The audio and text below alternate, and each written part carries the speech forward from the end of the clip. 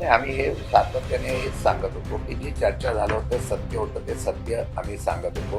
पण त्यावेळेला सांगितलं अशा प्रकारची कुठलीही चर्चा झाली नाही. असं सांगितल्यामुळे एक लोकांमध्ये संभ्रम निर्माण करण्याचा प्रयत्न होतो का काय म्हणून ती आम्ही चर्चा थांबवली होती. आणि ती चर्चा थांबल्यानंतर काही का होईना, उशिरा का होईना, पण त्यांनी सत्य सांगितलं, की अजितदादांची याच्या बाबतीमध्ये आमच्याशी चर्चा झाली होती.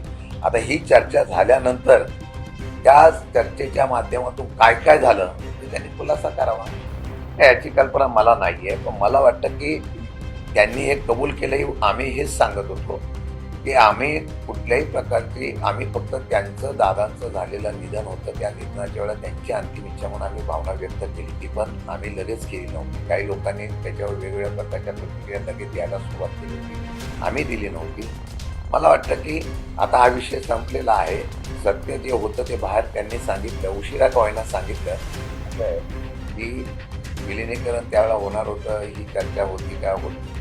फोटो का दाखवला 2-4 दिवसानंतर काही लोक सांगत होते, की नाही ही चर्चाच अशी झाली नव्हती म्हणून ती बैठकीचा फोटो दाखवला गेला असेल. आता तो फोटो दाखवल्यानंतर एक आल्यानंतर मग आत्ता तो फोटो का दाखवला? मग तुम्ही चर्चा करताना हे नेतृत्व मान्य करणार का? ते नेतृत्व मान्य करणार ना? असे प्रश्न विचारण्याचा प्रश्न करणंच चुकीचं होतं.